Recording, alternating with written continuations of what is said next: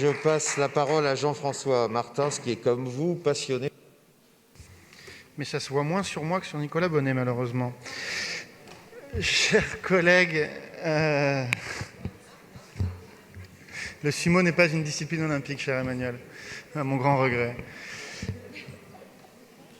Bien, l'esprit dans lequel cette assemblée, dans sa très grande majorité, quelques exceptions près, s'est engagée dans les Jeux olympiques et paralympiques en 2015, cet esprit disposait que nous ne voulions pas les Jeux pour l'orgueil, pour l'ego, ni même pour le plaisir réel de retrouver le plus bel événement du monde à Paris 100 ans après.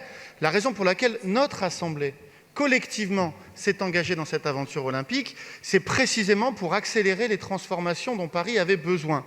La transformation écologique, je suis sûr que dans le mandat, nous aurons l'occasion d'en reparler, que ce soit des boucles cyclables, que ce soit de la baignabilité dans la Seine, et les transformations du Grand Paris et des inégalités territoriales à l'échelle de Paris même.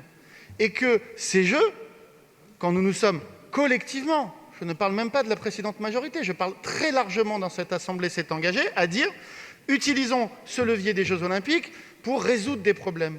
L'un de ces problèmes, c'est quoi? C'est la pratique à l'accès sportif et aux équipements sportifs, et en priorité dans les quartiers populaires.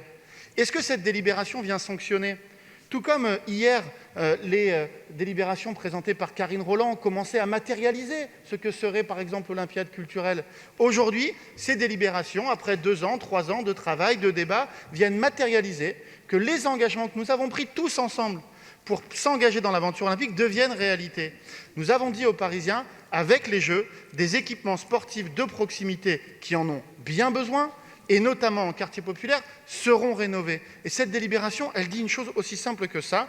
Cette ville, ces élus qui se sont engagés sur l'aventure olympique tiennent leurs engagements. Avec 11 millions d'euros sur des sites qu'en ont besoin, la piscine Georges Valeret, ex-piscine des Tourelles, qui a accueilli les Jeux olympiques de 1924, qui a accueilli Johnny Weissmuller, le Tarzan, qui était à l'époque encore qu'un athlète olympique, verra une rénovation dont le nord-est parisien, le 20e arrondissement, a besoin. Des sites comme le gymnase des Poissonniers, qui est un gymnase et un centre sportif qui a bien besoin d'une rénovation et sur lequel les associations mènent à la fois un travail scolaire, un travail d'éducation populaire et évidemment un magnifique travail sportif. Et c'est le cas pour Bertrand Dauvin, qui a fait l'objet d'une première rénovation et qui manquait sur ses surfaces intérieures. Donc, mes chers collègues, soyons fiers, nous allons collectivement tenir la promesse que nous avons faite aux Parisiens en nous engageant dans ces Jeux. Ils vont transformer leur vie concrètement avec des établissements publics sportifs rénovés. Réjouissons-nous. Merci à Pierre Rabadan de mener ce combat avec l'énergie qui permet de transformer les engagements de l'ancienne Assemblée en réalité concrète de cette nouvelle.